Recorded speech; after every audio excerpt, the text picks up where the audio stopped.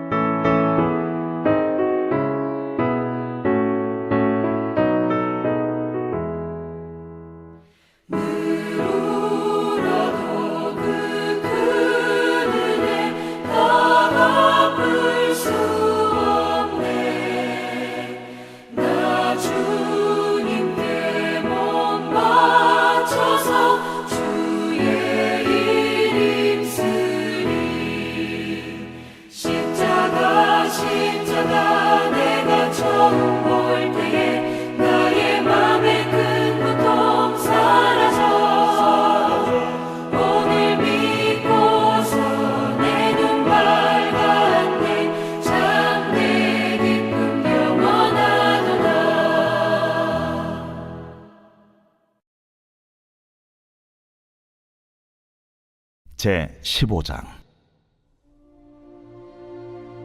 매 7년 끝에는 면제하라. 면제의 규례는 이러하니라. 그의 이웃에게 구워진 모든 체주는 그것을 면제하고 그의 이웃에게나 그 형제에게 독촉하지 말지니 이는 여호와를 위하여 면제를 선포하였음이라. 이방인에게는 네가 독촉하려니와 네 형제에게 구워준 것은 네 손에서 면제하라.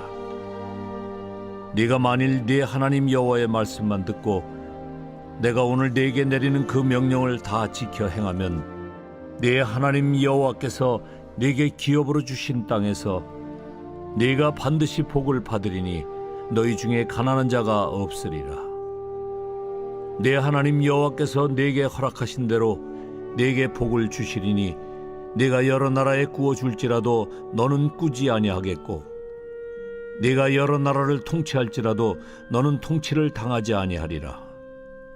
네 하나님 여호와께서 네게 주신 땅 어느 성읍에서든지 가난한 형제가 너와 함께 거주하거든 그 가난한 형제에게 네 마음을 완악하게 하지 말며 네 손을 움켜쥐지 말고 반드시 네 손을 그에게 펴서 그에게 필요한 대로 쓸 것을 넉넉히 구워주라.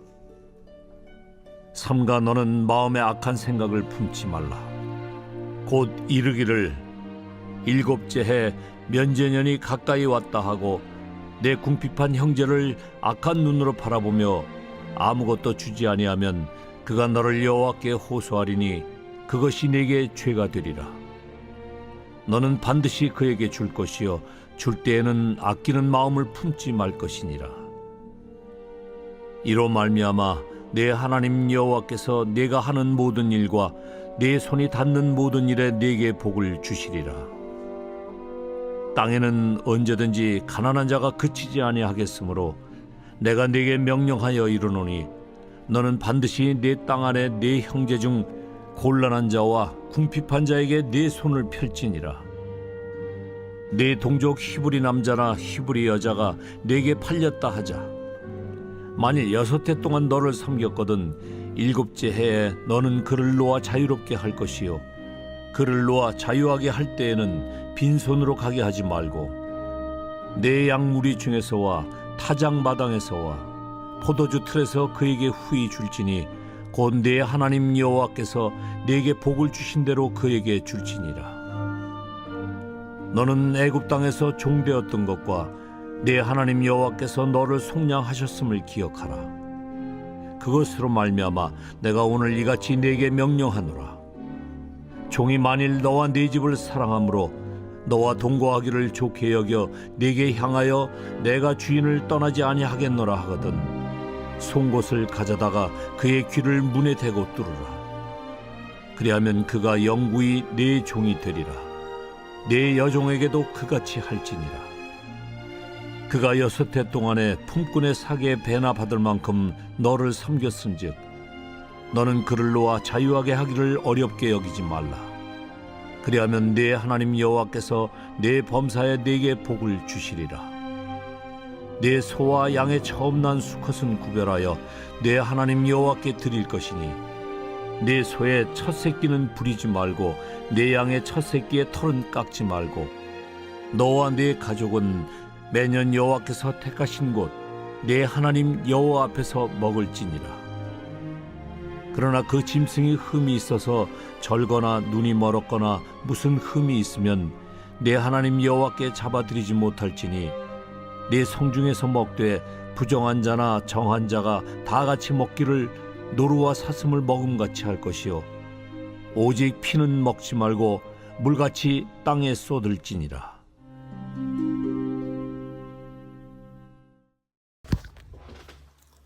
오늘 하나님께서 주신 말씀인 신명기 15장의 말씀은 언약 공동체인 이스라엘에게 하나님의 속성을 드러내는 말씀 중에 하나가 등장하게 됩니다. 신명기 15장의 말씀에 등장한 하나님의 속성은 긍휼입니다. 우리가 긍휼이라는 말을 생각할 때에 단순히 누군가를 불쌍히 여기고 측은히 여기는 마음 정도로 생각하지만 오늘 하나님께서 보여주신 하나님의 속성인 긍휼이 드러난 이 신명기 15장의 말씀, 즉 이 면제의 규정에는 사실 조금 더 진취적이고 발전적인 형태로 긍휼이 등장하게 됩니다. 우리가 생각해 볼 때 긍휼이라고 하는 것은 단순히 누군가를 불쌍히 여기는 마음처럼 느끼지만, 사실 하나님께서 생각하시는 긍휼은 단순히 그냥 마음이 가는 것, 단순히 우리의 생각이 멈추는 곳에 있지 않다라는 겁니다. 조금 더 행동적이고 능동적인 하나님의 생각이 이 안에 들어가 있다라는 것을 우리는 알 수 있습니다. 그 증거로 신명기 15장 첫머리를 보면 매우 파격적인 말씀이 등장합니다. 매 7년의 끝에는 면제하라 라는 것입니다. 그것이 무엇이든지 빚진 마음을 가진 자들이 있다면 그것을 청산하라는 내용이 등장하는 것입니다. 하나님께서는 왜 이런 말씀을 우리에게 허락하셨을까요?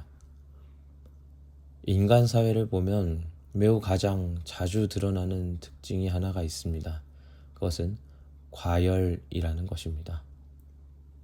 어떤 것들을 몰두하다가, 어떤 목표를 쫓다가, 또 특별히 많은 사람들의 시선과 이목이 집중되는 어떠한 종목, 품목, 목표를 보면 어느 순간 사람들이 그것에 몰두되어 과열되어 있다는 것을 우리는 느끼게 됩니다. 과열된다는 것이 때때로는 성장과 도전을 불러일으키기에 사람들의 발전에 도움이 되기도 하지만, 특별히 많은 경우에 과열되었다라고 하는 것은 선을 넘게 되었다, 혹은 적정한 도를 넘게 되었다는 것을 의미하기도 합니다. 그리고 그 과열되었던 것들이 식으면서 특별히 먹고 사는 문제, 경제적 문제에 대한 것들이 걸리게 되면 사람의 목숨을 압박할 정도로 심하게 그 문제가 확대되기도 합니다. 우리는 그런 현상을 현대사회에서 심심치 않게 볼 수 있습니다. 부자들에 의한 비리, 혹은 또 도덕적 무너짐, 또 과한 보호로 인한 사람들의 유린 또는 유기, 또 어떠한 경우에는 법을 넘어서게 될 정도의 과보호로 이어지는 경우도 우리는 종종 보게 됩니다. 인권의 문제도 마찬가지입니다. 좋은 인권이라는 것도 주장이 심해지다 보면 욕심이 되어 누군가의 편의를, 또 혹은 누군가의 권리를 침해할 정도로 과열되는 양상으로 나타나기도 합니다. 이러한 문제들은 단순히 현대사회만의 문제가 아니었다라는 겁니다. 특별히 이 이스라엘 백성들에게 오늘 하나님께서 하시는 말씀들을 보면 당시 사회에 어떤 문제들이 있었는가 우리는 볼 수 있습니다. 그것은 바로 고리대금, 즉 빚이 빚을 낳는, 가난을 계속되게 하는 그런 불공평한 경제적 논리가 있었다라는 것을 우리는 볼 수 있습니다. 특별히 종과 노예들, 여자들, 그런 이들에 대해서는 그들의 목숨을 압박할 정도의 문제들이 있었음을 우리는 볼 수가 있습니다. 심지어는 하나님께 드림이라는 것조차 지켜지지 않는 것을 우리는 볼 수 있다라는 것입니다. 이런 것들이 우리의 사회에, 또 고대 사회에, 그냥 인간 역사 전반에 걸쳐 있어 왔다라는 것을 우리는 알 수 있습니다. 그런데 이 순간 하나님께서는 파격적인 제안을 이스라엘 민족에게 제시했다라는 것입니다. 그것은 매 7년의 끝에는 모든 것을 제자리로 돌려놓으라는 단호한 명령입니다. 우리에게 하나님의 긍휼이 이렇게 나타났다라는 것은, 하나님께서 생각하시는 긍휼이라는 것은 말로만 잘못된 것들을 되돌려 놓아야 합니다, 잘못된 것들을 바로잡아야 합니다가 아니라, 너희가 매 7년의 끝에는 모든 것을 리셋, 되돌려 놓을 정도로 너희들은 그러한 결단을 가지고 살아가라라는 것을 우리는 볼 수 있습니다. 우리는 우리의 것을 내어놓을 때 우리가 가진 일부만 면제해도 되겠지, 우리가 가지고 있는 것들 중 해줄 수 있는 것을 선별해서 면제하면 되겠지라고 생각했지만, 그것이 아니라 하나님의 제안은 매 7년의 끝에는 너희가 어떠한 이유를 막론하고라도 모든 것을 다 청산하라라는 것입니다. 오늘 2절 말씀에는 이렇게 나옵니다. 그의 이웃에게 구워준 모든 채주는 그것을 면제하고 그의 이웃에게나 그 형제에게 독촉하지 말라고 나오는 것입니다. 근본적으로 할 수 있는 그 빚진 마음들을 모두 청산하는 것입니다. 하나님께서 원하시는 삶이 무엇인가, 우리에게 요구하시는 삶이 무엇인가, 우리는 여기서 다시 한번 생각해 볼 수 있습니다. 앞서 말한 과열이라는 것들이 왜 등장하게 됩니까? 그것은 어떤 목표가 내 힘으로 이루어지기를 원하기 때문입니다. 내가 가진 것들이 나의 것이라 생각되어지기 때문입니다. 그렇기에 욕심이 생깁니다. 가지고 싶습니다. 그렇게 되면 다른 사람들의 목숨, 또 그들의 권리는 생각되지 않는 겁니다. 나의 잘됨, 나의 부유함, 혹은 내가 성장되는 것, 그것들만 생각하고 나아가는 것입니다. 그러나 오늘 2절의 말씀에는 너희가 7년이 될 때에는 너희가 가진 것들을 다시 제자리에 돌려놓아야 될 때가 올 것이다 이야기하는 겁니다. 그것이 바로 여호와를 위하여 면제를 선포하였다라는 말로 정리가 되는 것입니다. 하나님께서 원하시는 삶, 그것은 우리가 잘 되어서 하나님을 위하여 우리의 것 중 일부를 드리는 것이 아닙니다. 하나님을 위해 살아가는 것이 그것이 아니라는 겁니다. 물론 하나님을 위하여 좋은 것을 드리는 것 좋습니다. 또 하나님께서 기뻐하실 만한 것을 우리가 구별하여 드리는 것, 그것도 좋습니다. 그러나 애당초 우리는 이 이야기에서 근본적인 접근을 하나 가지고 가야 한다라는 것입니다. 그건 역시 하나님 것이다 라는 겁니다. 지금 내가 드리고자 하는 것, 지금 하나님께서 우리를 보고 놓아라 하는 것, 그것들 모두 하나님의 것이었다라는 겁니다. 내가 일군 것이 아니었다라는 것입니다. 말씀의 근본 정신은 우리가 다른 이들에게 가진 빚이라 생각하는 마음을 해결해 주는 것, 그것에 근본적인 목적이 있습니다. 하나님께서 값없이 우리들에게 주신 은혜, 그것들이 누군가에게 빚이 되었을 때 그것을 정리해 줄 때가 있어야 한다라는 것입니다. 하나님께서 우리에게 주어진 그 빚을 해결하여 주시고 우리에게 그 빚을 묻지 않으시는 것처럼 우리 역시 누군가에게 주었을 때 그것을 빚이라 생각하지 않고 해결해 줄 마음이 있어야겠다라는 것입니다. 우리는 왜 다른 이들의 삶을 돌보지 않고 베푸는 것을 비추는 것이라 생각하는 것일까요? 그것은 우리가 쥐고 있는 것들이 나의 것이다, 나로부터 시작되었다 생각하기 때문입니다. 창사기의 말씀 우리를 보면 하나님은 세상의 빛으로 우리를 보내시고 저마다 가진 것을 나누어 더 풍성히 이 땅을 읽어가기를 바라셨습니다. 그래서 아담에게 에덴 동산 허락하시고 그 가운데 있는 것들을 마음껏 활용하게 하시되 그것들을 통하여서 하나님 주신 세상을 잘 다스리라 명령하시는 겁니다. 그런데 이제 우리는 그런 청지기적 삶을 살아가기 싫은 겁니다. 내가 가진 것을 내 것이라 인정하고 살아가는 것이 더 자유롭고 편하다 생각하는 것입니다.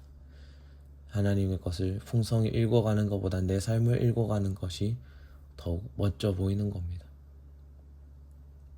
그러나 오늘 하나님께서 말씀하시는 이 모든 것을 되돌려 놓는 삶을 살아가기 위해서는, 그런 그리스도인의 삶을 살아가기 위해서는 내가 하나님께 받은 것이 하나님께로 다시 돌아가야 함을, 다시 하나님께서 주신 것이 하나님으로부터 왔음을 고백하는 데 시작되는 것입니다.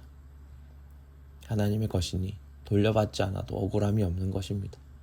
그분께서 우리에게 다시 채우실 것을 믿기에 우리는 나누는 것을 결정할 수 있는 것입니다.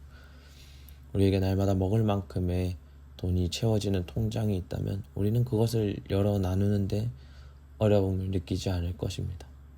그런데 하나님이 있는 우리는 왜 나누는 것을 어렵다 느끼고 있는지 다시 한번 생각해 봐야 할 부분입니다. 또 한 가지는 우리가 누군가를 도울 능력이 없는 그런 힘없는 자들을 향한 사랑에 있음을 기억해야 할 것입니다. 우리는 우리의 것을 자기를 위해 사용하는 것이 너무 익숙합니다.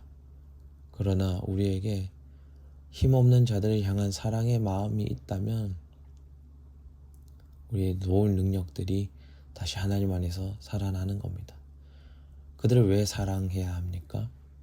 하나님 나라의 동일한 자녀로서 그들이 나의 형제가 되기 때문입니다. 그들을 사랑의 눈으로 보기 위해 그들을 우리의 형제라 여겨야 한다라는 겁니다. 눈앞에 우리의 형제가 줄이고 매여 있다면 우리 중 누구도 나서서 그들의 빚을 청산하자 하는데 반대하는 사람은 없을 것입니다. 그럼에도 우리는 하나님 나라의 한 형제, 그리스도의 피를 나눈 공동체라고 이야기하지만 다른 이들 별개의 존재라 생각하는 것입니다.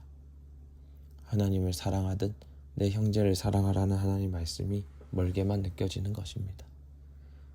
우리에게 이 두 가지 믿음이 갖추어졌을 때 그러고 나서야 우리는 일상 말하는 나를 부인하는 삶, 내가 쥔 것을 내어놓을 수 있는 삶을 살아갈 수 있을 것입니다. 오늘 우리는 그러한 삶 가운데 살아가고 있습니까? 우리 삶 가운데 그러한 모습이 없다면 하나님 우리에게 다시 한번 그 믿음의 열정을 되살려 주시옵소서. 긍휼히 볼 수 있는 사랑의 눈을 우리에게 허락하여 주시옵소서. 주님 주신 십자가를 지고 갈 수 있는 힘을 우리들에게 허락하여 주시옵소서. 고백하기를 간절히 소망합니다. 이 시간 기도하며 나아가겠습니다. 하늘에 계신 우리 아버지, 아버지의 이름을 거룩하게 하시며 아버지의 나라가 오게 하시며 아버지의 뜻이 하늘에서와 같이 땅에서도 이루어지게 하소서. 오늘 우리에게 일용할 양식을 주시고 우리가 우리에게 잘못한 사람을 용서하여 준 것 같이 우리 죄를 용서하여 주시고 우리를 시험에 빠지지 않게 하시고 악에서 구하소서. 나라와 권능과 영광이 영원히 아버지의 것입니다. 아멘.